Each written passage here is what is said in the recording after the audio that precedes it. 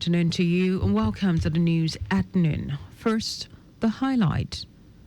Lagos State Traffic Management Authority warns commercial heavy-duty vehicle operators over excessive speeding. Nigeria Center for Disease Control and Prevention restates commitments to protect public health. And on the foreign scene, Iranian Supreme Leader Ayatollah Khamenei makes first public appearance since war with Israel. And in sport, Confederation of African Football appoints former NFF President Amaju Pinnick as special advisor to the president. Now the news in details. I am Dayo. Anthony. The Lagos State Traffic Management Authority, LASMA, has issued a stern admonition to commercial and heavy-duty vehicle operators, urging them to ensure excessive speeding, adhere strictly to safety protocols, and ensure regular maintenance of their vehicles to avoid unnecessary fatalities. General Manager of LASMA, Olalekan Bakariuki, said that this after a fatal road traffic collision which occurred at Achura bus stop inbound Badagry involving a 16-seater commercial master bus. Bakariuki, who visited the crash site to personally evaluate the situation, extended his heartfelt condolences to the bereaved families and prayed for divine fortitude to help them withstand the immeasurable and irreplaceable loss.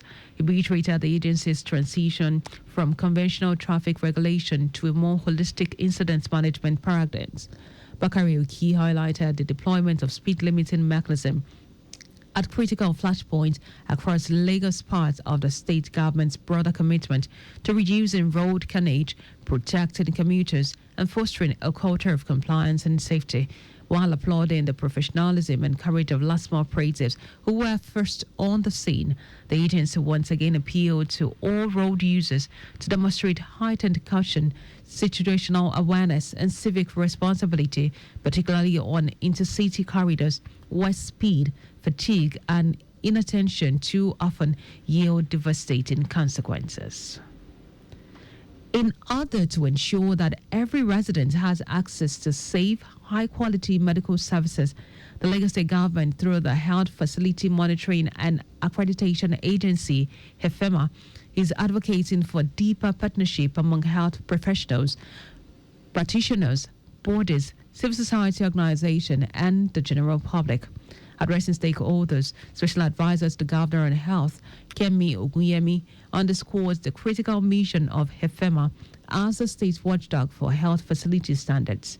Ogunyemi said HEFEMA exists to safeguard the public by ensuring all health facilities within the state operate safely and professionally, stressing that people should feel secure when they walk into any hospital or clinic in Lagos. She noted that the rapid expansion of health facilities poses a challenge for effective oversight, stressing that government's oversight alone is insufficient. Oyemi explained that true quality healthcare means delivering timely services in hygienic setting with qualified personnel and without avoidable harm to patients. According to her, patients should get prompt and proper care in an environment that does not endanger them, while also receiving cautious and professional treatment from the people attending to them. The National Assembly has pledged to transmit the reports of Constitution review to 36 State House of Assembly before December, consistent with design and timetable.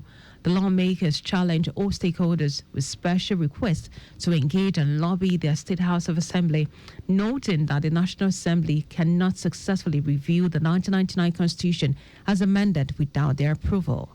Leader of the Senate and Zonal Chairman, Senate Committee on the Review of the 1999 Constitution, Okpeyemi Bamidele, stated this at the conclusion of the two-day zonal public hearing on the review of the 1999 Constitution held in Lagos.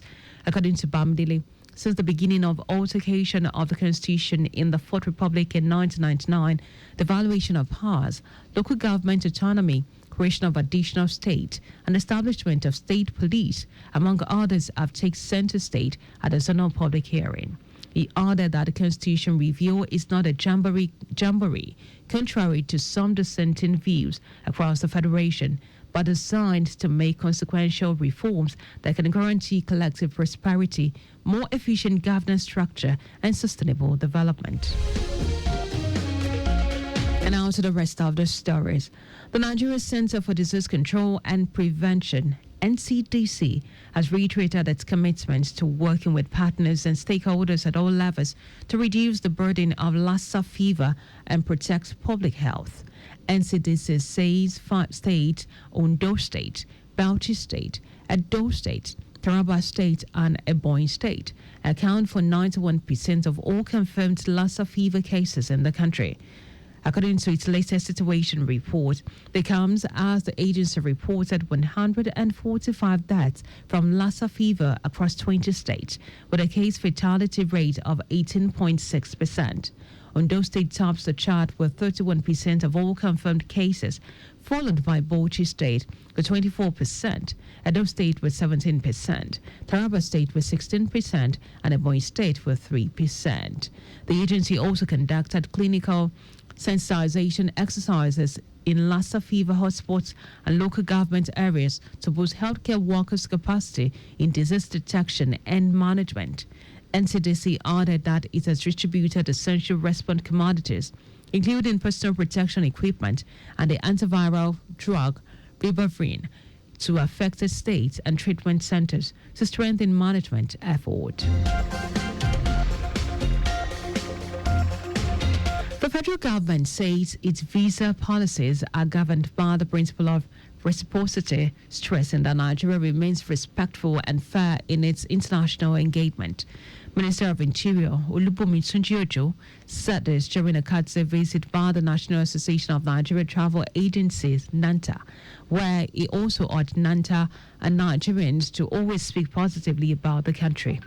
Tunji-Ojo also expressed his pride in Nigeria's cultural richness and resilience of its people and described Nigerians as hospitable, productive, and gifted.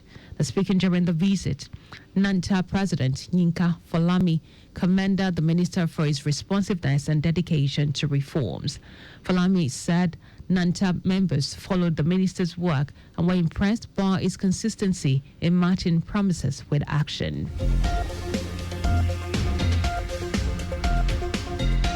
And now to foreign news. Iranian Supreme Leader Ayatollah Khamenei has attended a religious ceremony in Tehran, making his first appearance since the 12 days of conflict between Israel and Iran. The 85-year-old leader appeared in a video aired by state media, which showed thousands of people attending an event at a mosque to mark Ashura, the holiest day of Shia Muslim calendar.